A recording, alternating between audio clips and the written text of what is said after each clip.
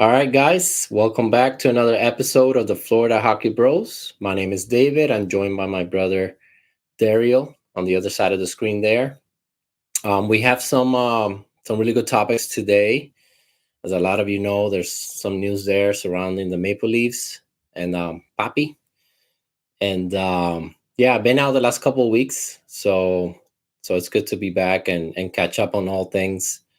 Um, I don't know, Dario, if you want to talk a little bit about the last couple of videos that you did and sort of give us a summary of what you talked about. I haven't had a chance to listen to them yet. This is how much this is how much you care. Uh, Yeah, man, I pretty much had COVID, bro. uh, yeah, no, I know you were sick. Um, yeah, no, the videos are fine. Like it's just I was breaking down the top 10 prospects for the Panthers, and for anybody who's interested in that kind of stuff because they don't get talked about too much. And then I also talked about a proposed trade between the Leafs and the Panthers for Aaron Eblock and Oh Roy yeah, Hickey. An article that David Dork wrote. Anyway, just like middle of the summer type content. So yeah, if yeah, you're interested in nerding out a little bit on Panther prospects or just kind of dissecting what a trade could look like for the Panthers and Leafs, um, check out the videos.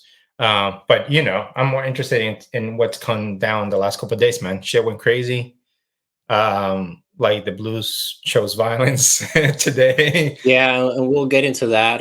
We'll start with Auston Matthews. We will also go over the Athletics list for the front office confidence rankings. That's obviously controversial. Anytime you do a list, it's highly controversial. And I know the Athletic doesn't have like the best reputation when it comes to this stuff, but there's a lot of interesting little tidbits there that we'll go over a little bit later. But we'll start with Austin Matthews.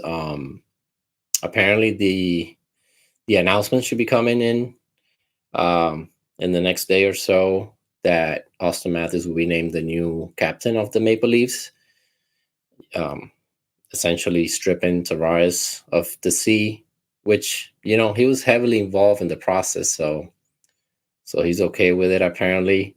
Um, but we can start there. I would have to assume that something was worked out with Tavares, maybe an extension. I think you told me you saw something about that. Yeah, yeah, man. I mean, whatever. I think for me, what's interesting is just listening to the conversation around it and the reaction from Leafs fans. Was kind of illuminating. I feel like now they can get a T-shirt that says "Pappy's your Cappy." Um, but they, yeah, That's great. I worship that one. No, man, I think for me, it's like, well, first of all, the best reaction I've seen is some guy in the comments, at least fan actually, who said, "Oh, this is just like rearranging the deck chairs in the Titanic," which I was like, was pretty good. Like who sings first? It doesn't matter. Yeah, it You're all doesn't going matter down. who's sitting where. Which I don't necessarily think is totally fair. I mean, I totally get it. Like, yes, they haven't changed the core four. If it's true that they're going to extend Tavares, even if it's for less money, and they're probably going to extend Marner, I just don't believe that they're going to let him go or trade him. Yeah, It seems like you've made the point before. Shanahan is sort of sticking with these guys and hoping that Berube and someone, and Tanev and some of these changes are going to finally and making Matthews captain might be the way that they get there. That's sort of the internal logic that I'm trying to interpret from their perspective. Like they knew from the beginning, like they weren't going to make those huge changes. And there are many reasons for it. It could be destabilizing. It's risky. Nobody wants to put their head on the line for that. There's a potential to lose money. You know what I'm saying? Like these guys still attract people, whatever. They're still fans. And then on the other hand, yeah, you're bringing a different coach with Berube, who's tougher and has won, and you bring in Tanev, which everybody wanted over there apparently, and all that stuff. And then with the Matthews thing, it's obvious that yes, Tavares probably playing ball now because there's maybe part of a plan for him to transition into a different role, maybe become more of a winger or third line center eventually with a cheaper contract starting next year, but still be one of the leaders in the team and to help that transition. And it makes sense. I think I think the move makes sense. To me, Matthews is the right person to be captain at this point. He's going to turn 27. He's the best player on the team. He's looked at as the leader. And, he's a guy who maybe is not the most like vocal leader or inspiring leader or whatever, like the toughest guy on the ice, but he is a guy among all of their forwards that you could argue plays the hardest. Like, he blocks shots. He, plays two ways, gets Selkie votes. It's all of that stuff. Like, he's known as like a clean player.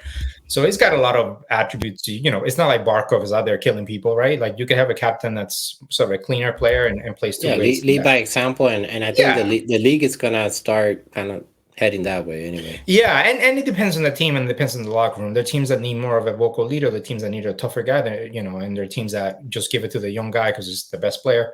Doesn't matter. I think the move makes sense. So in a vacuum, I don't have an issue with it. I think it's totally fine. I don't even think Tavares, to be honest with you, was that great of a captain. So, but my issue is that I think this is just, if I step back, I feel like this is another way to get Leafs fans to fall for the okie doke. And I have to say, to their credit, I'm seeing a lot of cynical reactions, which is sad because this should be like a momentous occasion. And they're trying to sell it. I mean, Dangle made this video like, this is a good thing, blah, blah, blah. And most people, I think most pundits are saying this is a good thing. But if you look at the track record here over every summer, last year, what did they do? Oh, move on to a new GM. Bring Bertuzzi and Domi. Snot. All of a sudden they get you excited, even though you just what happened to the grid for this year? No, forget. But listen, they got embarrassed by the Panthers, a team that on paper was not nearly as good as they were, and they would have handpicked, to face in the playoffs at the beginning of the playoffs, and they get embarrassed, and then right after that, blow it up, the same thing. And then, of course, what they do is, the Dubas thing goes down. Then they bring Domi and Bertuzzi and Reeves and Snot, and that's the new narrative. We're deeper now, blah, blah, blah. Different team. And, of course, fall flat on their face again. Oh, Trey Marner, blow it up. Tavares, everybody's done with it. What do? They do nothing. And what they do is they get a new coach instead of a new GM. They get Tanev, which everybody had been talking about at the deadline. That was a disappointment that they couldn't get him, so they got him now. And then now they're making this guy captain. So they're kind of dropping these crumbs along the way to get you excited in a different way. And to sort of say, look over here, with Berube as coach, Pappy as captain, we're bringing Tanev in. We got OEL. We're deeper on defense. Maybe, on the Berube, Marner can play a different way. Maybe you don't extend them right away to see what he's got. And, they did that with Nylander. They didn't want to give Nylander $10 million in the summer, and they gave him 11.5, bro. He hasn't had 100 points in a season. Only 40 goals is his max. The dude is like, zoom out. You can say he's talented, he's flashy, he performs in the playoffs, which we've talked, ad nauseum, that's not an actual thing. But whatever. The dude, for a dude that doesn't score 100 points and doesn't score more than 40 goals a season, at least so far, and he's already 28, for you to give him 11.5, that's like a massive overpay, right? And I think they're going to end up doing something similar with Marner. Marner's going to go off, and they're going to end up overpaying for him, even if it's only 11.5 or 12. For what Marner gives you in the playoffs, in my eyes, a bit of an overpay, even though he gives you more points. And that's how they get you. And again, to Leafs fans' credit, what I'm seeing is a lot of reaction of cynicism, of like whatever, which is sad for I think the franchise. I think Shanahan and company don't understand that they're actually starting to tread down a path where, like, if they fall flat again this season with Berube, they're gonna run out of bullets. Like not only the GM but everybody. Even if you fire Shanahan, like that might be the next thing to lever to pull. It's like you let go of Shanahan next year, but yeah. They're running out of things, man. And what else can you do? What else can you do to convince anybody? And the fans is, once you get jaded and cynical, that really is a hard place to be. And we'll get to the athletics ranking, but that's where you start to see it. That's kind of embarrassing, even though I don't agree with the ranking. But the fact that they're like toward the bottom of the league, it's all you need to know, both in terms of how the public sees the Leafs, which maybe is a little bit less important, but it does matter how people perceive your team. They have more of a neutral view, neutral from the outside. And then your own fan base aligning with like, yeah, this team, like in every aspect, has failed. They're fed up, man. And I feel like that's been my surprising thing to see, is like Leafs fans are fed up to the point where like the pundits and the podcasts are trying to push this Matthews thing as like, cool, whatever. But like the fans, a lot of them in the comments are like, whatever, like the Titanic comment. Like, yeah, what difference is it going to make? He's been a leader on the team anyway, like just putting the C on it's just to sell shirts, Yeah, they're gonna sell jerseys for sure. Pappy's your cappy, but I think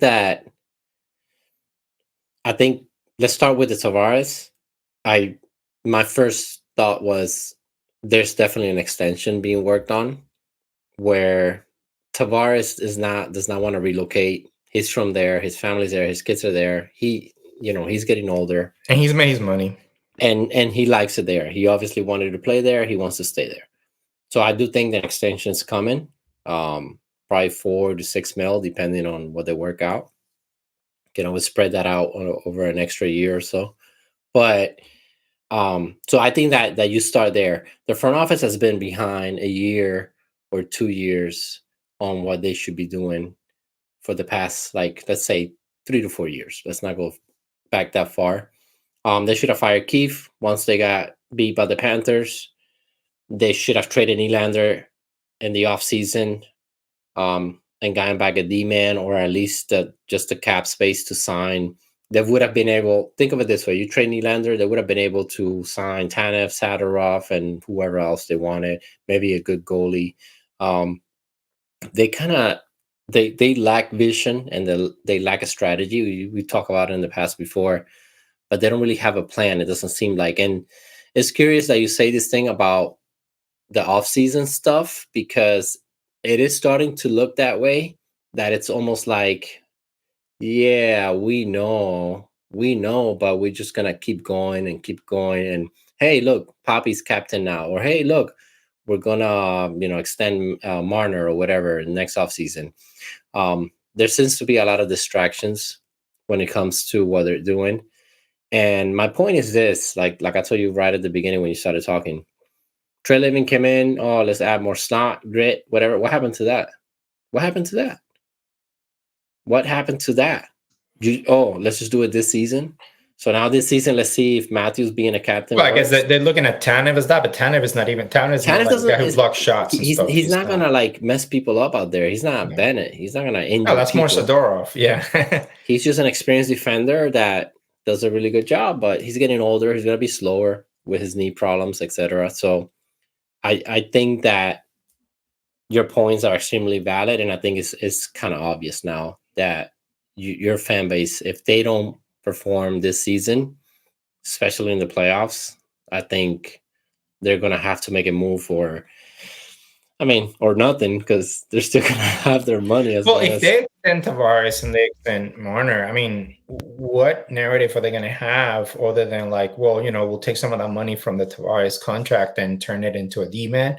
No, they'll have to sign nice. So yeah, and they're going to have to sell you. They have to sign nice, yeah, and all that, and and early on with nice, you don't need to overpay, but more than that, they're going to try to sell you on Easton Cowan. They have to sell you Minton. You want to sign that things are shaky, man. First of all, I don't think people have wrapped their hands around this. In 2 years' time, you still have 2 more years of the Auston Matthews contract. By the way, you just made a captain who was only on the contract for 4 years, and you don't know if he's going to stay. Because if he wanted to stay longer, he would have signed 8 years. So yeah, why didn't he sign 8 years? Oh, maybe he wants more money in 4 years or whatever. I know, but like kept going up, people sign for 8 years. Everyone does. Like, you just do. Reinhardt just did. Kachuk did. Toronto, bro. I don't even listen, Leafs fans, you tell us. But I think for me, it's whatever. He's been there. You made him captain. Again, I don't have anything against that necessarily in a vacuum. But think about this. In 2 years' time, when you still have 2 more years of the Auston Matthews prime, you're going to have a 37-year-old Tanev and a 35-year-old OEL, and you're likely going to extend McCabe, and you're going to have a 33-year-old Morgan Riley and a 32-year-old McCabe. And OEL and Tanev at that age are going to be bottom pair guys. And so you're going to have to get another top. If you think Tanev at 37 is your top pair guy, you ain't winning shit. So you're going to have to spend money on another top pair to go with a 33-year-old Riley. You have to put OEL and Tanev probably in your bottom pair. You're still going to have what? McCabe and Benoit. If McCabe and Benoit are your middle pair, you're not winning a cup, my opinion. So like if that's your bottom pair, maybe you have a chance. You know what I'm saying? That's what I'm thinking. You now have 4 guys, in my opinion, that are bottom pair guys in a true like Stanley Cup champion team. and you have them for 20 million. So you're gonna have to spend money on two other guys that have to play in your top four in only 2 years' time. That's how fast it gets here. If you extend Tavares, it's going to be all the shit. I don't care if it's 4 million, 5 million, whatever it is. Even if you put him in the wing, you're going to spend a good amount of money, second line money, on another guy who's getting older and slower and hasn't shown you much in the playoffs. He just hasn't. It's out of 1 or 2 goals. Like, I know he tries and all that, but he either gets injured or disappears like he did against, he had 2 points in 7 games against the Bruins, against the Panthers. When he gets really physical, like, he disappears completely. And so you're stuck with that. And you're just hoping Berube somehow gets these guys to do something. Now, like, he made that one run with St. Louis, but the 2 years after, like, he couldn't get anything out of those guys. So, I think that, he ended up having to leave or getting fired because the stars were like, I don't want to play for these guys. So, that's kind of where you are. And so for me, it's like, I'm trying to understand, what is it, man? Is it the fear of losing money? Like, I mean, supposedly they had all the money in the world. Like, is it the fear of pissing off the fan base? They couldn't be more pissed off. Everybody's yelling. They would have looked at, I mean, some people might have thought that you lost a Nylander trade or whatever. And then you bring Trey Levine in and he has no immediate vision. Like, Cito went to Florida first year, immediately made trades, immediately found Reinhardt, Bennett, like, give up picks, like, move people away. He did the Huber thing like 2-3 years into his tenure. He wasn't there that long. You know what I'm saying? 2 years into his tenure. So you have to make, you have to make some of these decisions. And I feel like these guys are kind of stuck in it. It's almost like becoming a little bit surreal, the way that they're managing all of this. And I'm like, I don't think you realize that you're starting to get old real fast. Your team's going to get old, and you really have to hope that Cowan and Minton and all these guys. And what I was going to say real quick, the sign that things are shaky, Ben Danford. I think it's Ben Danford. Is it Ben? I forget. Danford is the last name. I'm trying to remember the pick that they just, let me look that up real quick. But the guy that they just picked this year, Ben Danford. Yeah. 31st overall. They picked him supposedly a little bit ahead of where it should have been, whatever. He's a defenseman. He's a big guy. And they immediately gave him the ELC. Didn't let him go back to juniors or whatever. A guy who I don't know that is ready. And immediately they're trying to sell you on, like, he's going to go to the Marlies. He's going to play there for a year or two. You know why? Because they know in 2 years' time, they need that guy as a 21-year-old to work out, because they got nothing. Man, they're going to run out of money. They're going to have a bunch of old defensemen, and they better develop some of these guys. But that's a real risk, man. Like, that's, a lot of pressure on a lot of these kids, and Cowan too, and Minton. So, all to say that I just don't think that I think it's starting to look a little bit inept, to be honest with you, and kind of almost like too obvious. Like, you can't fool the Leafs fans at this point, man. They know, man. Like, I'm learning that myself. I mean, I've been critical of them as well, and I'm starting to see it, and I'm like, oh, they see through all of this. Like, they're not buying into this stuff. So it's kind of sad, man. Yeah. Well, this is like how stereotypes are created. It's you relate something to a group for so long that you think that's how it is. That's the Maple Leafs. The Maple Leafs have now been like this for 7 years, and you're sort of doing it to yourself.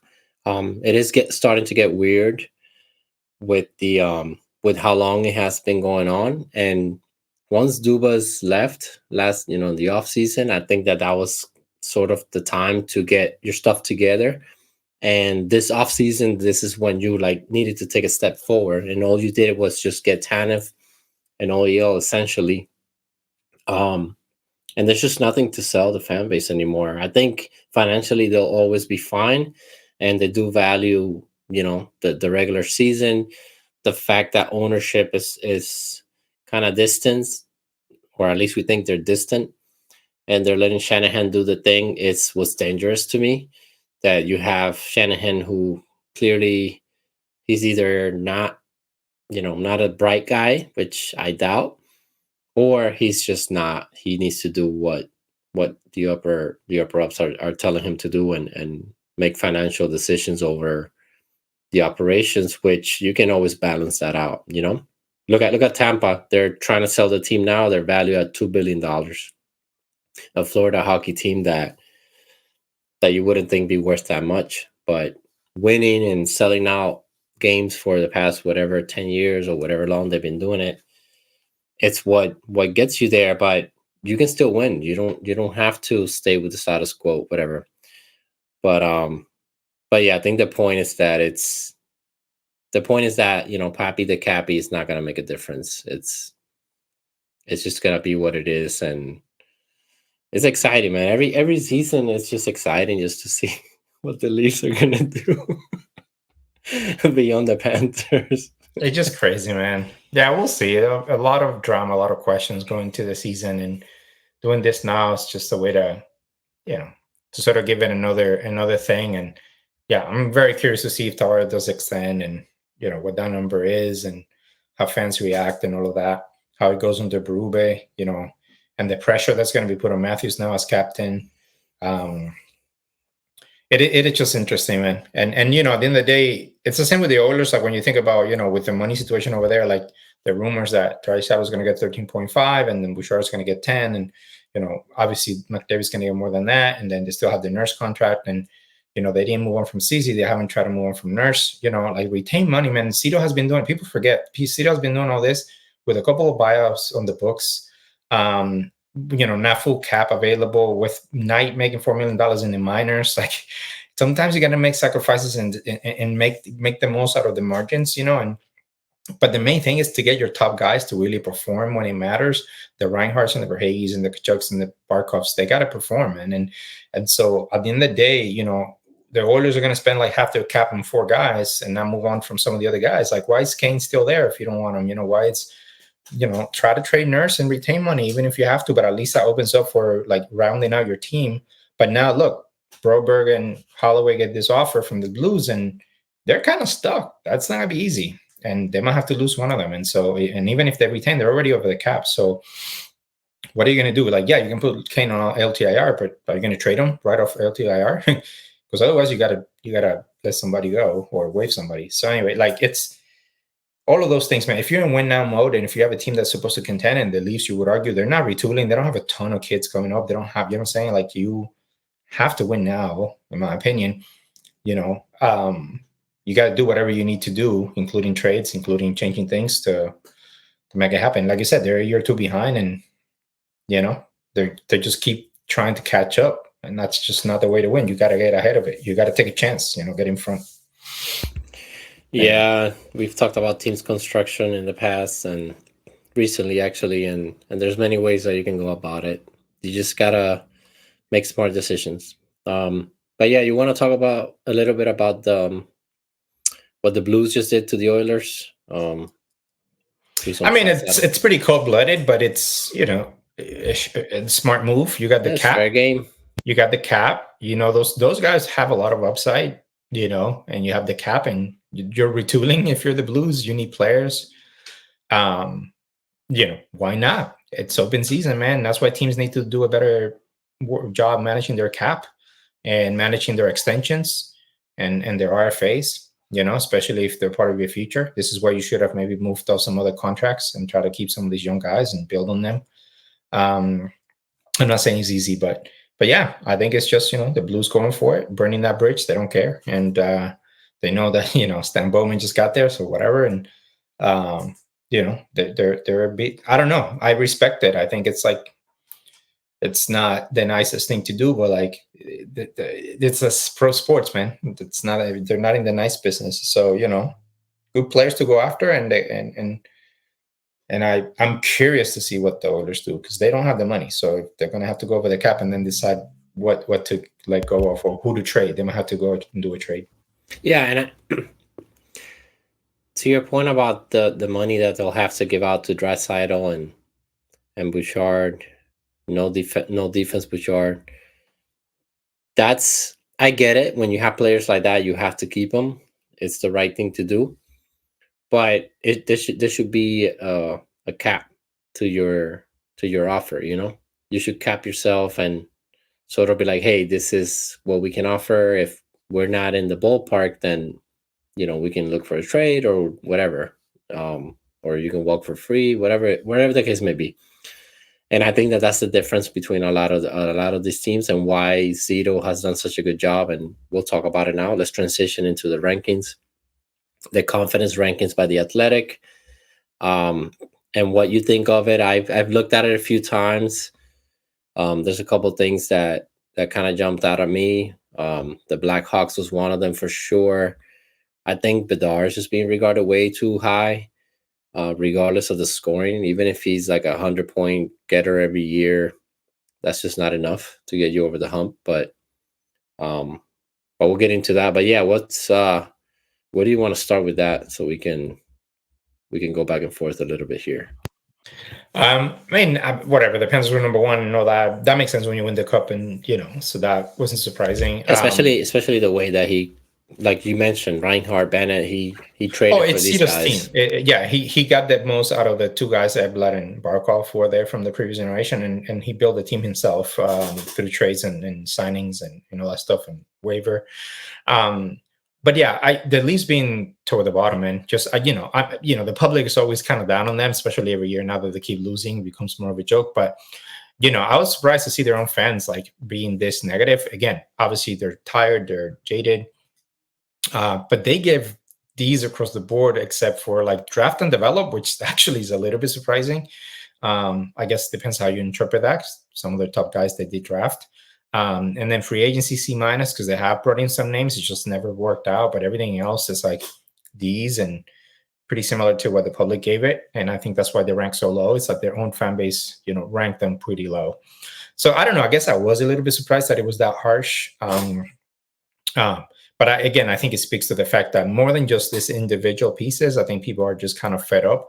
And the funniest thing for me was to seeing all the the people with like Overdrive and all these shows saying, "Oh my God, that's too harsh," kind of losing their minds. There's no way that Leafs are 30th. There's a lot of other teams that are like have worse front offices, and I'm like, I don't think you're interpreting what this is meant to do. Exactly. It's sort of measuring excitement.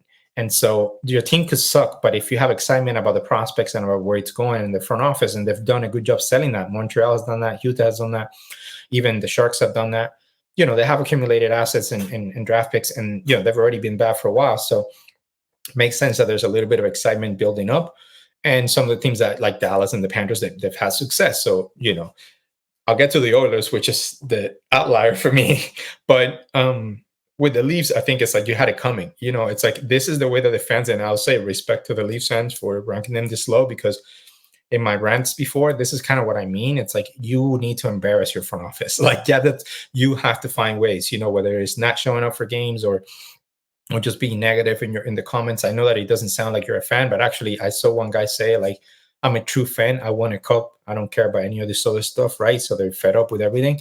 That's what I think a true fan should be. It's like accountability. And this is the way you do it. You embarrass them. This is kind of embarrassing for the front office. It's saying, according to the public and your own fans, you're a D franchise right now. Your GMs and your front office and Shanahan, everybody. This is your job for the last few years.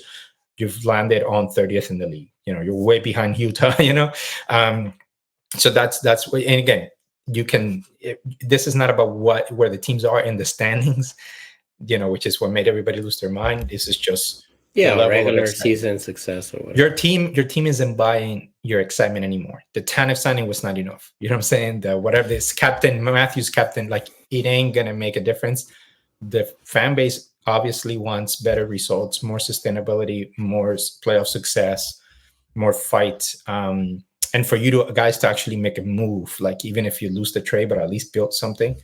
So yeah, and I think the key here when looking at the list, and if you don't have a subscription, maybe you can find this somewhere on Twitter or Instagram. But basically, what you're really looking for is that the public and the fan base sort of align a little bit. It could be A's and B's. It could be B's and C's or C's and D's. That will make sense. And if you look at the way that the rankings sort of were ranked, it makes sense from what you're saying. Basically doing the comparison of what the fan base thinks along with the rest of the league.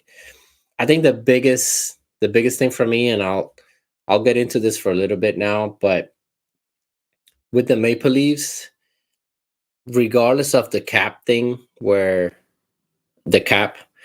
you're talking about a salary limit, etc., it's not necessarily about that, but how you manage that. Every good team is gonna cap out. You're gonna go to your max. You're gonna spread that out as best you can.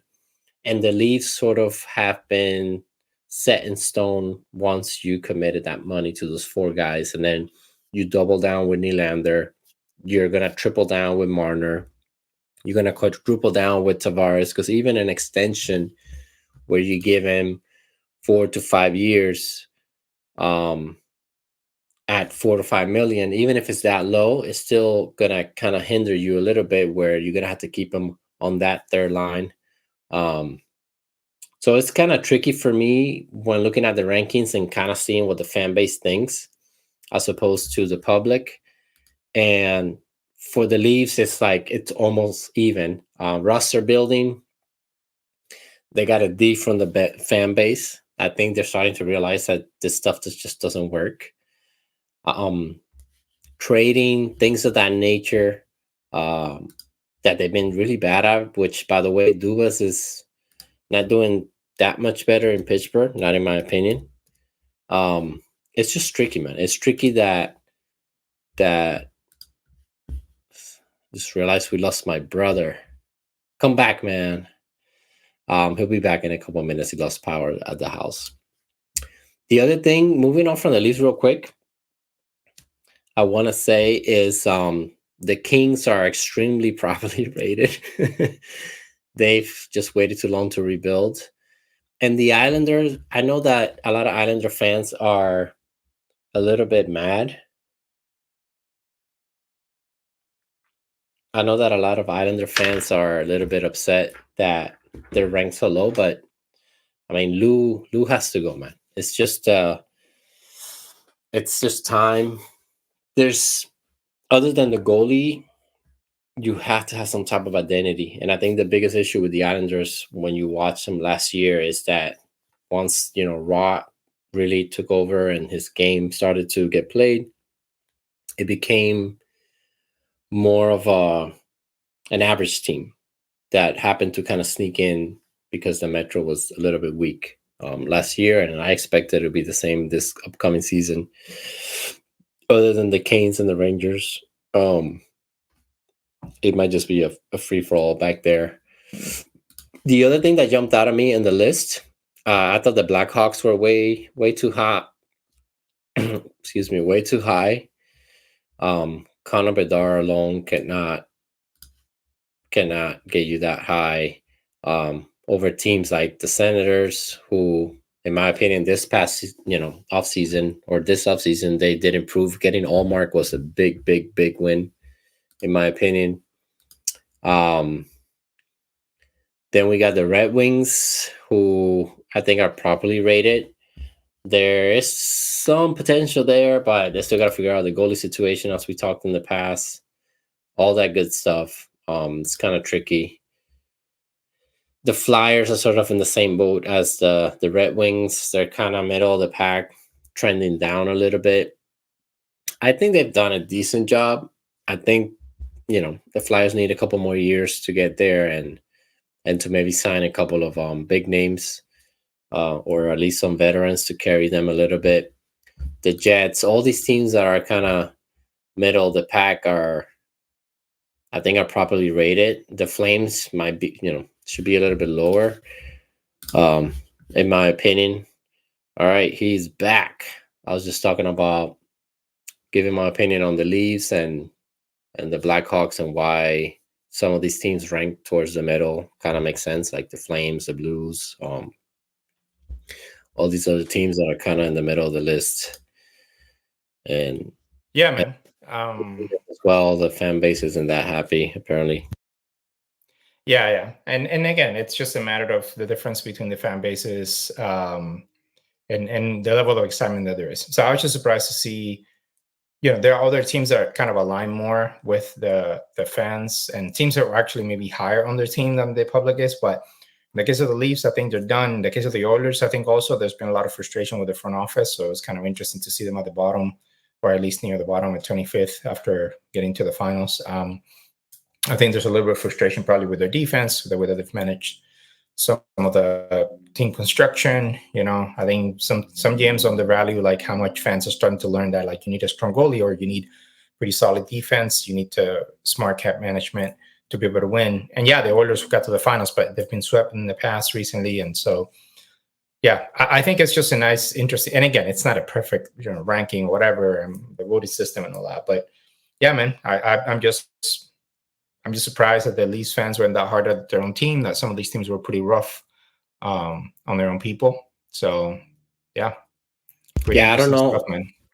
I don't know how the Sharks made it that high.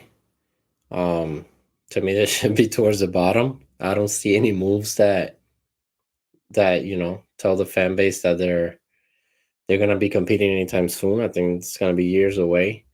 And then I'm okay with the top five. Um, Tampa always does, make a move or two, and it's been a successful franchise. So I think it's normal to get rated that high, even though I think they should have been a little bit lower. But yeah, there's a few teams in here that I think are properly rated. About 20 of the 32, I think, are fine. The rest you can kind of mess around, but it's all based on voting and what people think. So it's interesting to see. Yeah, it's a good overview of where the fan bases are and what the teams are. But yeah, Leafs fans, I see it. I see you. I see you not being happy. I see you sending a message, and it'll be interesting how this conversation around Matthews evolves. And then the press conference, I think, is going to be soon. So we'll see. We'll see how that plays out too. But it gives us something for the off season now, as we get closer to camp, and we'll see where teams are and what kind of players are going to be sort of coming back. And I don't know. I'm just interested about certain narratives after all the drama and the competition, the rankings. We've seen a bunch of rankings. People are higher on the Predators. People are higher on the Devils. People are down on certain teams. And I'm just very curious to see how some of this stuff plays out in the new season, because, you have some of these teams that are trying to catch up.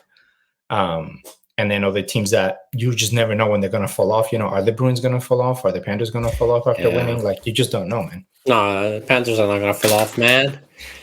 I mean, I don't mean fall off as in like, whatever, man. You know what I mean? I don't think they'll miss the playoffs, but you can't. I don't think they shouldn't, but you can sustain. I think the that Bruins. every year. I think the trick.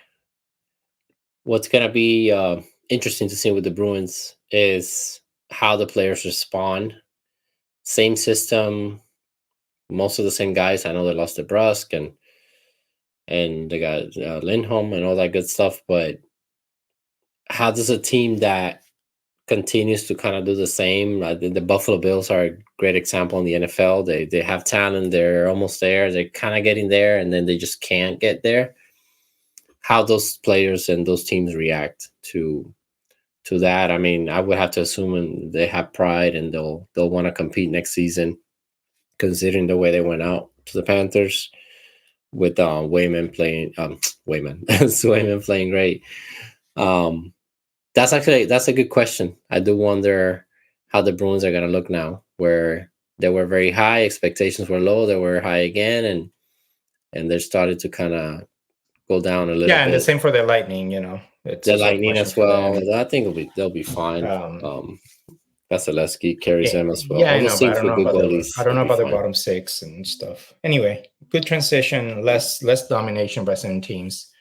And so with the cap, things are getting more and more competitive. But yeah, man, we'll keep talking about this stuff as it comes out. Hopefully more news come out over the next few weeks. Otherwise, we'll do more rankings or try to think about topics to keep it interesting.